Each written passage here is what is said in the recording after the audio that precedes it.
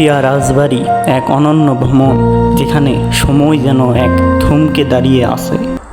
কি খবর বন্ধুরা, আপনারা সবাই কেমন আছেন? আজকে আমরা রাজশাহীর যে ঐতিহ্যবাহী পুঠিয়া রাজবাড়ি আছে সেখানে আমরা যাব। কারণ যেহেতু এটা বর্ষাকাল পড়ে গেছে, আর বর্ষার মৌসুম মানে আবহাওয়া ঠান্ডা, ঘোরাঘুরির খুবই একটা দারুণ মৌসুম। তো যেই ভাবা সেই কাজ। তো আমি একা না, আমার সাথে আমার একটা বন্ধু, সেতু বন্ধু আছে। তো হাই গাইস, আপনারা সবাই কেমন আছেন? আমরা আজকে যাচ্ছি পুঠিয়া রাজবাড়ির উদ্দেশ্যে। যেতে যেতে আপনার সাথে অনেক কথা হবে। দেখতে দেখতে আমরা গাড়িতে উঠে পড়লাম, আমাদের যাত্রা শুরু করে দিলাম। তো আপনাদের একটা কথা বলে দিই, পুঠিয়া রাজবাড়ি হচ্ছে রাজশাহী শহর থেকে প্রায় 30 কিলোমিটার দূরে। এটা হচ্ছে রাজশাহী নাটোর যে হাইওয়ে আছে সেটাতে যেতে হয়। পুঠিয়া উপজেলার মধ্যেই পড়ে পুঠিয়া রাজবাড়ি।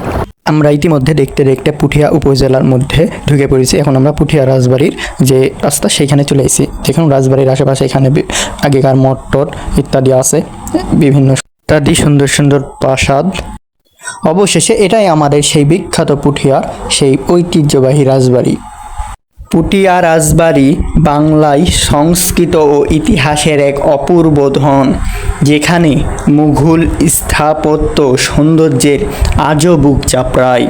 পুঠিয়া রাজবাড়ি প্রাচীন দেওয়ালগুলো যেন অতীতের গল্প শোনায়, যেখানে প্রতিটি কোণে কোণে ইতিহাস ছোঁয়া মেলে।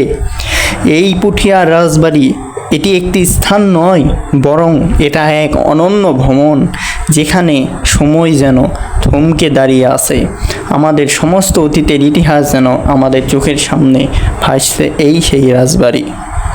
প্রিয় বন্ধুরা, আপনারা সবাই অবশ্যই বর্ষাকালে বা শীতের ছুটিতে বা বিভিন্ন ভ্রমণে আপনারা এই পুঠিয়া রাজবাড়ি আসে দেখে যাবেন। এখানে ঢোকার টিকিট মাত্র 30 টাকা, এবং স্টুডেন্টের জন্য স্টুডেন্টের যে আইডি কার্ড দেখাতে পারলে মাত্র 10 টাকা করে আপনারা ঢুকতে পারবেন।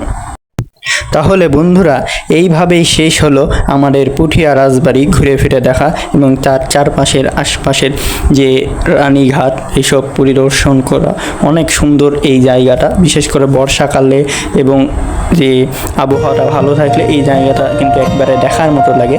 এখন আমরা বিদায় নিচ্ছি, আবার পরবর্তী কোনো ভিডিওতে আপনাদের সঙ্গে আবার দেখা হবে আমাদের। তো ধন্যবাদ, ততক্ষণ পর্যন্ত সবাই ভালো থাকবেন, সুস্থ থাকবেন, এই শুভকামনা করি। আল্লাহ হাফেজ।